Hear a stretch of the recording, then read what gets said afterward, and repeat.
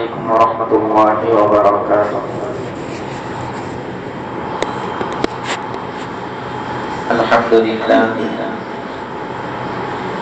الحمد لله وكفى وسلام على عباده الذين اصطفى أما بعد.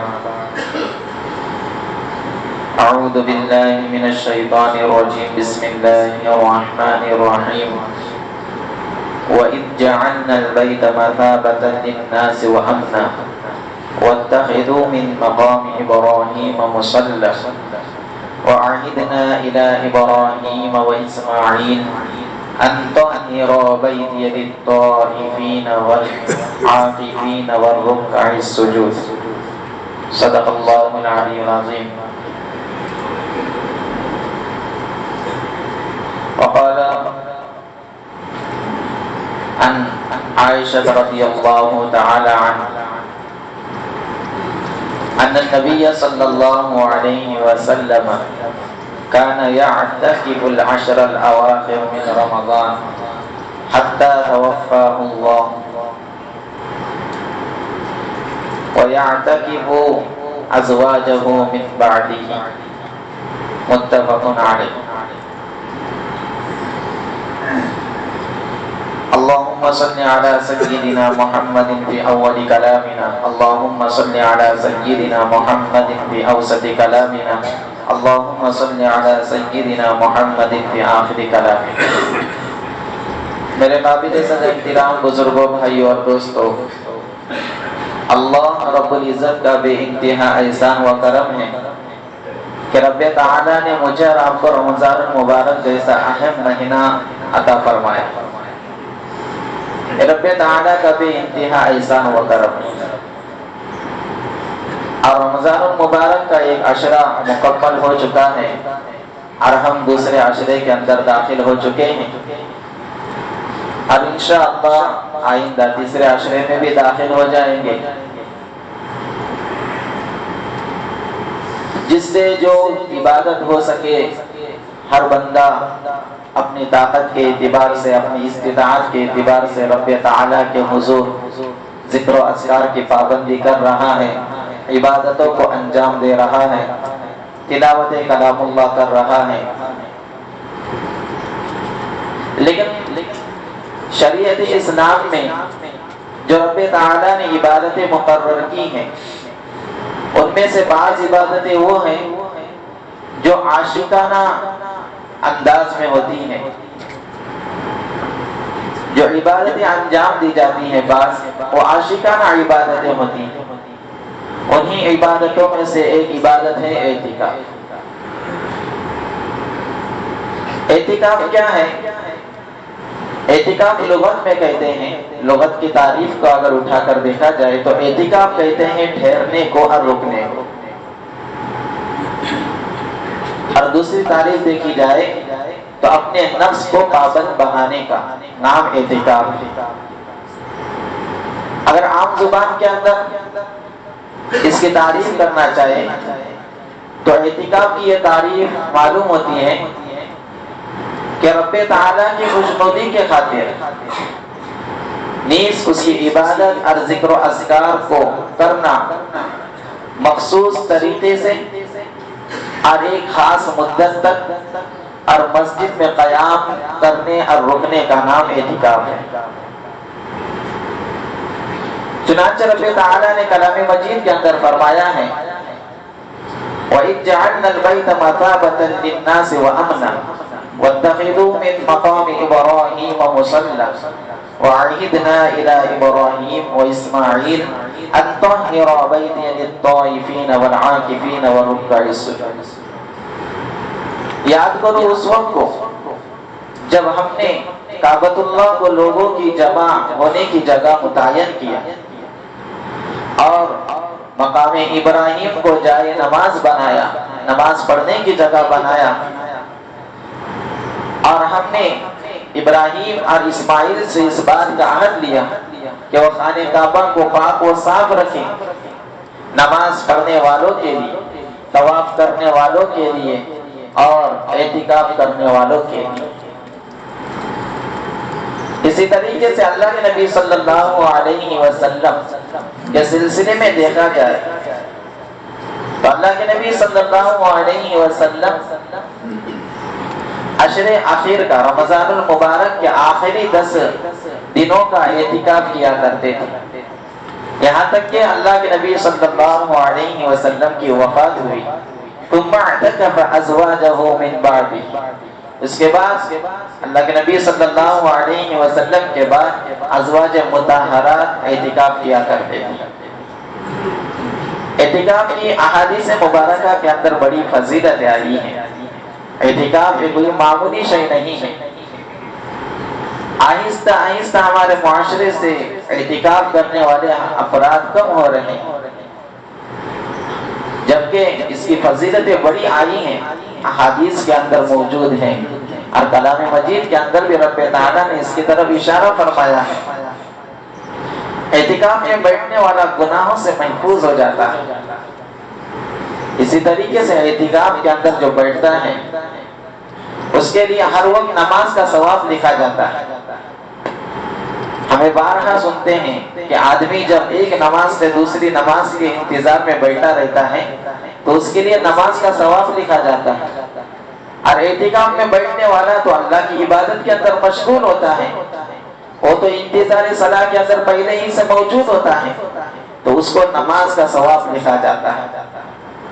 جب تک وہ اعتکاف کے اندر بیٹھا ہوا ہے اس کے لیے نام اعمال کھلا ہوا ہوتا ہے، نام اعمال کے اندر ثواب لکھا جا رہا ہوتا ہے۔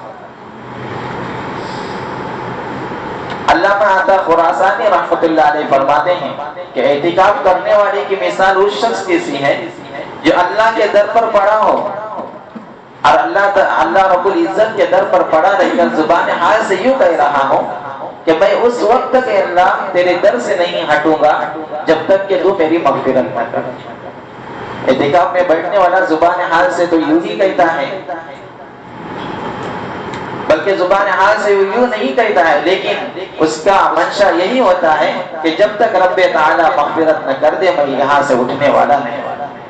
وہ دعاؤں کے ہاتھوں کو اٹھاتا ہے، اپنے لیے مغفرت کی دعائیں کرتا ہے، امت کی مغفرت کے لیے دعائیں کرتا ہے، وہ اپنی مصیبتوں اور پریشانیوں کے ختم ہونے کے لیے دعائیں کرتا ہے، امت کی پریشانیوں اور مصیبتوں کے ختم ہونے کے لیے دعائیں کرتے رہتا ہے۔ اعتکاف میں بیٹھنے والا فرشتوں کے مانند فرشتوں کی سی شکل بنا لیتا ہے۔ فرشتے ذکر و اذکار کے اندر ہر وقت مشغول ہوتے ہیں، گناہوں سے محفوظ ہوتے ہیں، تو اسی طریقے سے اعتکاف کے اندر بیٹھنے والا شخص ذکر و اذکار کے اندر مشغول ہوتا ہے، تلاوت کلام اللہ کے اندر مشغول ہوتا ہے، رب تعالیٰ کی طرف متوجہ ہوتا ہے۔ اعتکاف میں بیٹھنے والا اب اس کے لیے ہر وقت ثواب اس کے نام اعمال کے اندر لکھا جاتا ہے۔ اب اس کا سونا بھی عبادت بن جاتا ہے، اب اس کا بیٹھنا بھی عبادت بن جاتا ہے۔ کیوں؟ کیونکہ وہ عبادت کی نیت سے بیٹھا ہے، اور کہاں پر بیٹھا ہے؟ مسجد کے اندر بیٹھا ہے، جس کے تعلق سے اللہ کے نبی جس کے تعلق سے آتا ہے کہ بعض لوگ وہ ہوتے ہیں جو مسجد کے کھوٹے ہوتے ہیں۔ کھوٹے اس کو اگر عام زبان کے اندر ہم سمجھنا چاہیں، ہماری زبان کے اندر اگر آسانی سے سمجھنا چاہیں تو ہم اس طریقے سے سمجھ سکتے ہیں کہ ہم لاش باندھنے کے لیے ایک چیز کو متعین کرتے ہیں، ایک ستون کا انتخاب کرتے ہیں، ایک لوہے کی چیز کا انتخاب کرتے ہیں، تو اس کو ہم باندھ دیتے ہیں تاکہ لاش چھوٹ نہ جائے، باہر کی طرف نہ جائے۔ اسی طریقے سے پرانے زمانے کے اندر بھی گھوڑا باندھنے کے لیے کچھ چیزیں ہوتی تھی جہاں پر گھوڑے کو باندھ دیا جاتا ہے۔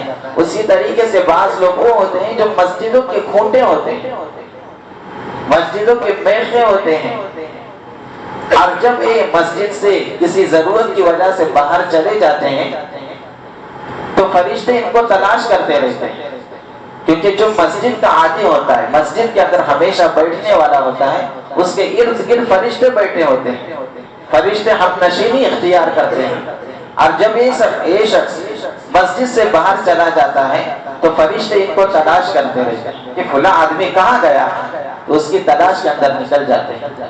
اور جب یہ آدمی بیمار پڑ جاتا ہے تو فرشتے اس کی عیادت کے لیے چلے جاتے ہیں، اور جب یہ آدمی کسی ضرورت سے اپنے کسی کام کے لیے چلا جاتا ہے تو فرشتے اس کے کام کے اندر مدد کرتے ہیں۔ کتنی بڑی فضیلت ہے۔ اگر ہم تھوڑا سا اس پر توجہ کریں کہ آج آدمی ہر اعتبار سے پریشان ہے، اپنی معیشت کے اعتبار سے پریشان ہے، اپنے روزی روٹی کے اعتبار سے پریشان حال ہے، بیماریوں کے اعتبار سے پریشان حال ہے، مختلف لوگ مختلف پریشانیوں کے اندر مشغول ہیں۔ کیوں نہ ہم تھوڑا سا وقت فارغ کر کے رب تعالیٰ کی خوشنودی کے لیے ہم اعتکاف کے اندر بیٹھ جائیں۔ عشر اخیر کو ہمیں غنیمت سمجھنا چاہیے۔ حضرت ابو سعید خدری رضی اللہ تعالیٰ عنہ سے منقول ہے، حضرت ابو سعید خدری رضی اللہ تعالیٰ عنہ فرماتے ہیں کہ اللہ کے نبی صلی اللہ علیہ وسلم نے رمضان المبارک کے پہلے عشرے کا اعتکاف کیا۔ خیمہ لگا ہوا تھا مسجد کے اندر، تو اللہ کے نبی صلی اللہ علیہ وسلم اس خیمے کے اندر اعتکاف کیا کرتے تھے۔ تو پہلے عشرے کا اعتکاف کیا، پھر اللہ کے نبی صلی اللہ علیہ وسلم نے دوسرے عشرے کا اعتکاف کیا۔ دوسرے عشرے کے اعتکاف کے بعد جب تیسرا عشرہ شروع ہوا تو اللہ کے نبی صلی اللہ علیہ وسلم نے اپنے خیمے سے سر باہر نکالا اور صحابہ کی طرف متوجہ ہو کر فرمایا کہ اے صحابہ، میں نے شب قدر کو پہلے عشرے کے اندر تلاش کیا، میں نے نہیں پایا۔ میں نے شب قدر کو دوسرے عشرے کے اندر تلاش کیا، میں نے نہیں پایا، لیکن بعد میں مجھے یہ بتلایا گیا کہ شب قدر کو آخری 10 راتوں میں تلاش کرو۔ تو تم میں سے جو شخص میرے ساتھ اعتکاف کے لیے بیٹھنا چاہے وہ بیٹھ سکتا ہے۔ یہ اشارہ تھا کہ شب قدر رمضان المبارک کے تیسرے عشرے کے اندر ہوتی ہے۔ تو اعتکاف کے اندر بیٹھنے کا بھی منشا یہی ہوتا ہے کہ اعتکاف کے اندر بیٹھ کر شب قدر کی تلاش کی جائے، شب قدر کو تلاش کیا جائے اور شب قدر کی اعتبار سے عبادتیں کی جائے تاکہ ہمیں وہ رات میسر ہو جائے، خصوصاً طاق راتوں کے اندر، عشر اخیر کی طاق راتوں کے اندر شب قدر کو تلاش کیا جائے۔ اعتکاف میں بیٹھنے کا منشا یہی ہوتا ہے۔ اللہ کے نبی صلی اللہ علیہ وسلم نے اپنے اعتکاف کے اندر بیٹھنے کے منشے کو ظاہر کیا، مقصد کو ظاہر کیا، اس لیے بیٹھ رہا ہوں تاکہ شب قدر کو تلاش کیا۔ اب یہ عام بات ہے کہ انسان کی ضروریات ہیں، انسان ضروریتوں کے اندر مشغول ہوتا ہے، بشری تقاضوں کے اعتبار سے اور راتوں کے اندر بشری تقاضوں میں منہمک ہو جاتا ہے۔ تو اعتکاف ایک واحد ترین طریقہ ہے کہ جس کے اندر بیٹھ کر عبادت کی جائے، شب قدر کو تلاش کیا جائے۔ اب اگر یہ اعتکاف کے اندر بیٹھنے کے بعد اسے شب قدر معلوم نہیں ہوئی لیکن اس نے تھوڑی بہت عبادت کر لی یا وہ سویا رہا، پھر بھی اسے شب قدر کا ثواب عطا کیا جاتا ہے۔ کیوں؟ کیونکہ وہ عبادت کی نیت سے رب تعالیٰ کے گھر کے اندر بیٹھا ہے، اس کے نام اعمال کے اندر ثواب لکھا جا رہا ہے۔ ابو سعید خدری رضی اللہ تعالیٰ عنہ فرماتے ہیں کہ اللہ کے نبی صلی اللہ علیہ وسلم کو یہ بتلایا گیا تھا کہ جس وقت شب قدر ہوں گی اس وقت آپ کے پیشانی کے اوپر پانی اور کیچڑ لگا ہوا ہوگا۔ خود حضرت ابو سعید خدری رضی اللہ تعالیٰ عنہ بیان کرتے ہیں کہ میں نے 21ویں صبح کی نماز کے بعد دیکھا کہ اللہ کے نبی صلی اللہ علیہ وسلم کے پیشانی کے اوپر میں نے پانی کو دیکھا اور کیچڑ کو دیکھا۔ معلوم ہوا کہ شب قدر اس سال 21ویں رات کو ہوئی تھی۔ اب یہ ضروری نہیں کہ ہر سال 21ویں رات کو ہی ہو، یہ آخری عشرے کے اندر طاق راتوں کے اندر گھومتے رہتی ہے، مختلف راتوں کے اندر آتی ہیں، لہٰذا ہمیں خصوصاً آخری عشرے کے اندر طاق راتوں کے اندر خصوصیت کے ساتھ عبادت میں مشغول ہونا چاہیے، دعاؤں کی طرف متوجہ ہونا چاہیے۔ اور ہمیں کیسے حاصل ہوگا؟ سارا وقت اگر ہم فارغ کر کے اعتکاف کے لیے بیٹھ جائے تو یہ ہمارے لیے غنیمت کی چیز ہے۔ اعتکاف میں بیٹھنے والوں کی بے شمار فضیلت ہے۔ اللہ کے نبی صلی اللہ علیہ وسلم نے فرمایا جو شخص رمضان کے آخری عشرے کا اعتکاف کرتا ہے رب تعالیٰ اس کے پچھلے سارے گناہوں کو معاف فرما دیتا ہے۔ انسان گناہوں کا پتلا ہے، انسان ہر وقت گناہ میں مبتلا ہوتا ہے، انجانے میں گناہ کرتے رہتا ہے۔ یہ ہمارے لیے ایک آفر کے مانند ہے، سیل کے مانند ہے۔ ہم تھوڑا سا وقت نکالیں، 10 دن کو فارغ کر کے ہم اعتکاف کے اندر بیٹھ جائیں۔ شب قدر جیسے ثواب کو حاصل کرنے کے لیے 10 دن کی کیا حیثیت ہے؟ یہ ہمارے لیے آفر کے مانند ہے۔ ہم بیٹھ جائیں، رب تعالیٰ کے حضور اپنے دل کو لگائیں، ذکر و اذکار کے اندر اپنے وقت کو فارغ کریں اور اتنے بڑے ثواب کو ہم حاصل کریں۔ اسی طریقے سے حسین ابن علی رضی اللہ تعالیٰ عنہ فرماتے ہیں کہ جو شخص اعتکاف کے اندر بیٹھتا ہے اس کو 2 حج اور 2 عمروں کا ثواب ملتا ہے۔ شعب الایمان کے اندر یہ روایت ہے کہ جو اعتکاف کے اندر بیٹھتا ہے اس کو 2 حج اور 2 عمروں کا ثواب ملتا ہے۔ مزید یہ کہ جو اعتکاف کے اندر بیٹھتا ہے اس کے اور جہنم کے درمیان 3 خندقیں کھودی جاتی ہیں، 3 خندقوں کے آڑ کے بقدر فاصلہ کر دیا جاتا ہے، اور اس کی مسافت کتنی ہوتی ہے کہ آسمان سے لے کر زمین سے لے کر آسمان تک جتنی مسافت ہے، جتنی دوری ہے، اتنے خندقوں کے درمیان دوری ہوتی ہے۔ اتنی بڑی فضیلت ہے۔ چنانچہ ہمیں اعتکاف کو غنیمت سمجھنا چاہیے، اعتکاف کو فضیلت کی چیز سمجھتے ہوئے، اعتکاف کو عبادت کی چیز سمجھتے ہوئے ہمیں اعتکاف کے اندر بیٹھنا چاہیے۔ اب اعتکاف کے اندر بیٹھنے کے بعد اس کو وہ سارا ثواب ملتا ہے جو باہر وہ بغیر اعتکاف کے کیا کرتا تھا۔